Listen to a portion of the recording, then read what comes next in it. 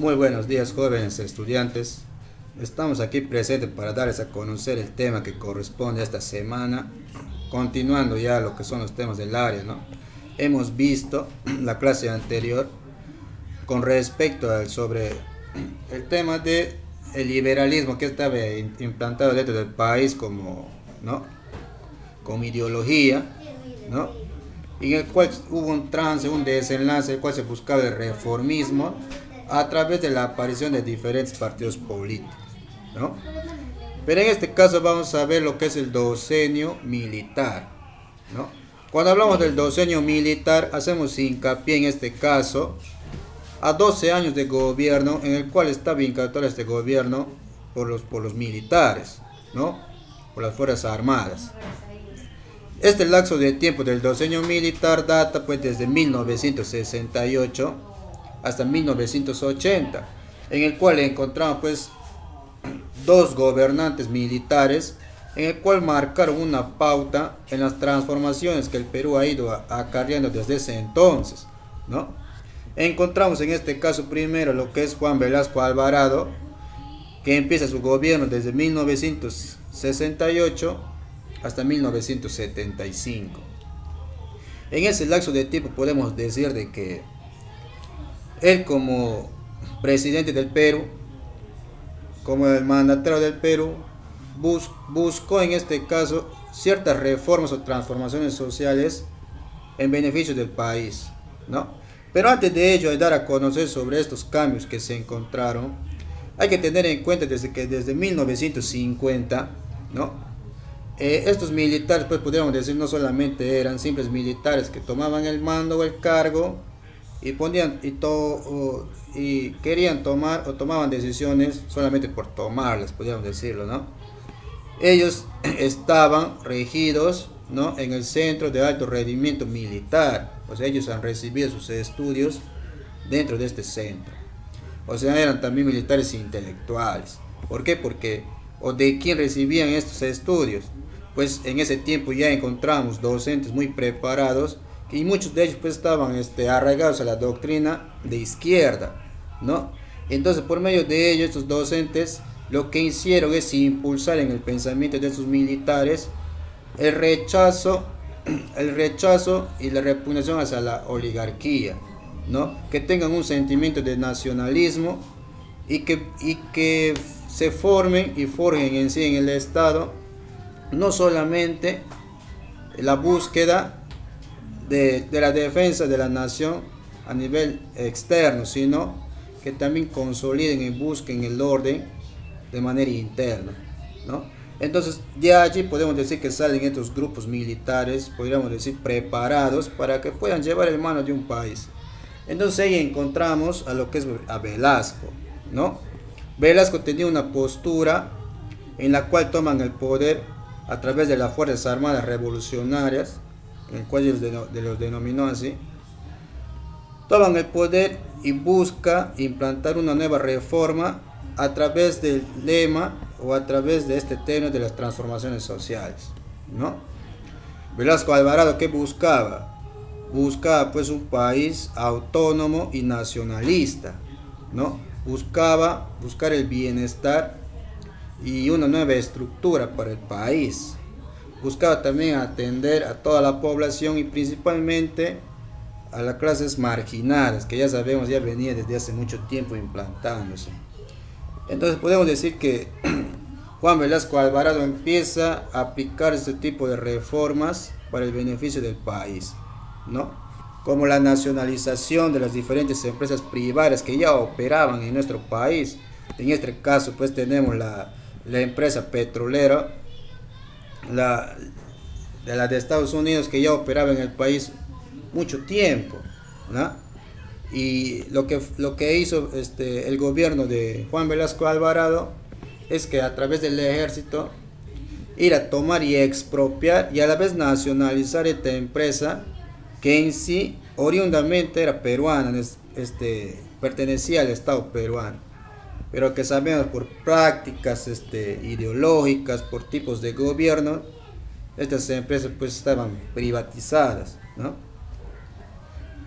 Entonces lo que hizo Velasco Alvarado es expropiar esta empresa y nacionalizar esta empresa petrolera que se encontraba en Talar, ¿ya?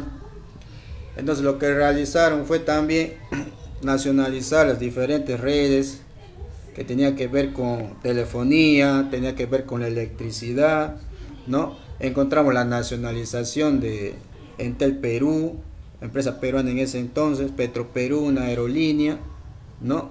Y de lo que era Electroperú, que tenía que ver con el aspecto de la electricidad. Entonces el Perú ya contaba con empresas públicas, en el cual era manejado necesariamente por el país y principalmente por el Estado, ¿no? En el cual llevaba ese manejo para que necesariamente el Perú sea un país autónomo e independiente, ¿no? También realizó ciertas reformas como la ley de la reforma agraria, ¿no? En el cual pues, fueron beneficiados los diferentes agricultores y campesinos que eran sometidos en los diferentes latifundios de los grandes pues hacendados y los grandes pues terratenientes que eran pues dueños de grupos privados, ¿no? Entonces lo que hizo también el Estado es reformar y expropiar a través de estos territorios y otorgar a la gente necesariamente preparada campesina del Perú para que pudiera llevar ese manejo, ¿no? Son diferentes reformas y leyes que en el gobierno de Velasco se buscó, se trató de impulsar para el beneficio del país y el desarrollo a la vez misma de nuestro estado.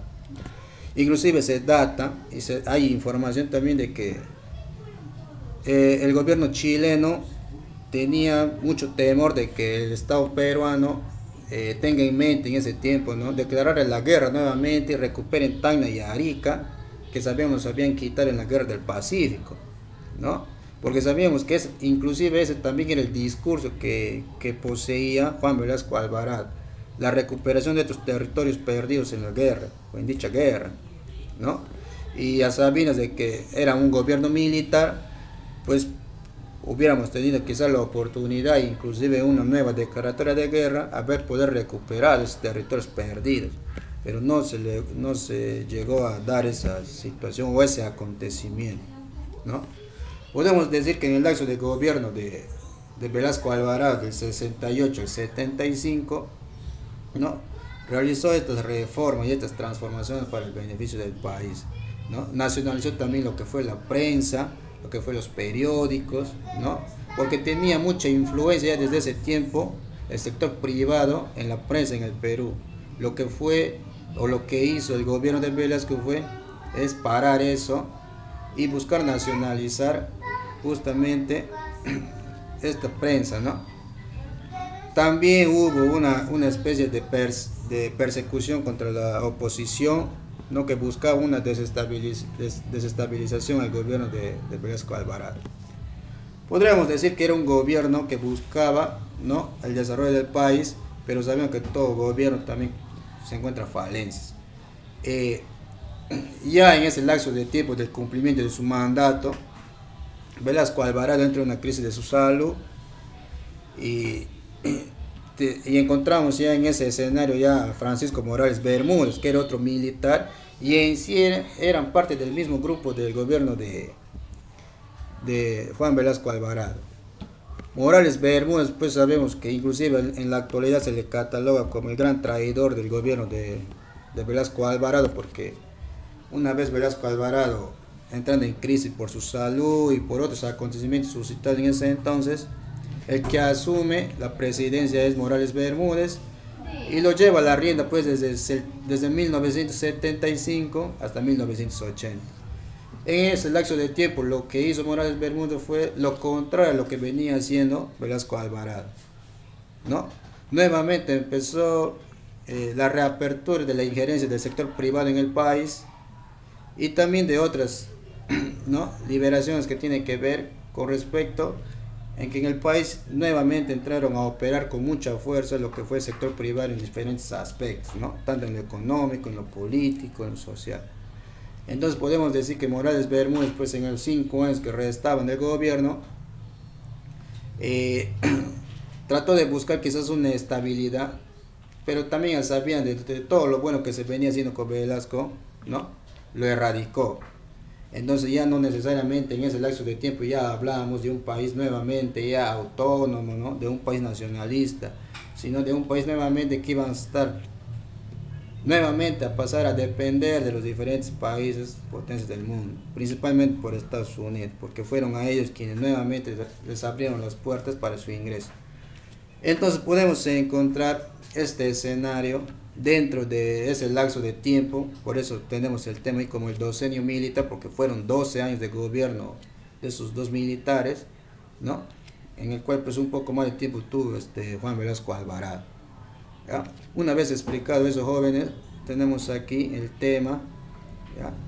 Y la competencia construye interpretaciones históricas. Tenemos la capacidad, elabora explicaciones sobre procesos históricos, y tenemos como propósito: los estudiantes analizan información sobre los gobiernos militares en Latinoamérica y sus repercusiones, ¿ya? Dan a conocer su nombre completo, grado y sección. Tienen ahí mi saludo. Y para iniciar tenemos aquí, ¿ya? Esto es como una especie de reflexión que ustedes tienen que hacer para iniciar el desarrollo de la actividad. Y nos dice: imagina que estás viviendo bajo el mandato de un gobierno autoritario. ¿Cómo crees que sería? Explica. Ustedes imagínense que estamos bajo un gobierno, o pueden ustedes, ¿no?, recabar información con sus papás, de repente vivieron en ese tiempo. Pueden ustedes imaginarse cómo sería, ¿no? Y ustedes lo explican, ¿ya? Pero en este caso, imagínense que ustedes estarían viviendo en un tipo de gobierno autoritario. Luego tenemos: ¿crees que se puede justificar el autoritarismo si está acompañado de reformas que beneficien a la población? ¿Por qué? A ver, jóvenes, yo siempre he venido diciendo esto, y no lo digo ahora, lo he dicho en anteriores ocasiones cuando hice, pero acá deben tener ustedes una postura. Yo siempre digo que toda dictadura no es mala, ¿no? Hay dictaduras que hay que nosotros tener un concepto de dictadura, que hay un solo concepto, pero hay dictaduras que necesariamente no todas son malas, porque hay dictaduras que inclusive a través de ellos se ve el desarrollo de un país. Pero en este caso ustedes lo que van a responder es autónomamente, en el cual van a responder a la pregunta, ¿ya? ¿Crees que se puede justificar el autoritarismo, ¿no?, un gobierno autoritario, si a la vez nosotros vemos que impulsan reformas que beneficien a la población? ¿Por qué? Ustedes si dicen que sí, van a explicar por qué. Si dicen que no, igual de la misma manera. Luego encontramos nuevamente otra tanda de preguntas. Tenemos ahí: ¿en qué sectores se concentró la política económica de Velasco? Estamos hablando de acá ya en el aspecto económico. ¿En qué sectores, no, se concentró? Ustedes van a conocer. Luego, ¿cuáles fueron las principales reformas estructurales del régimen? Cuando hablamos del régimen es del gobierno de Velasco, ¿no?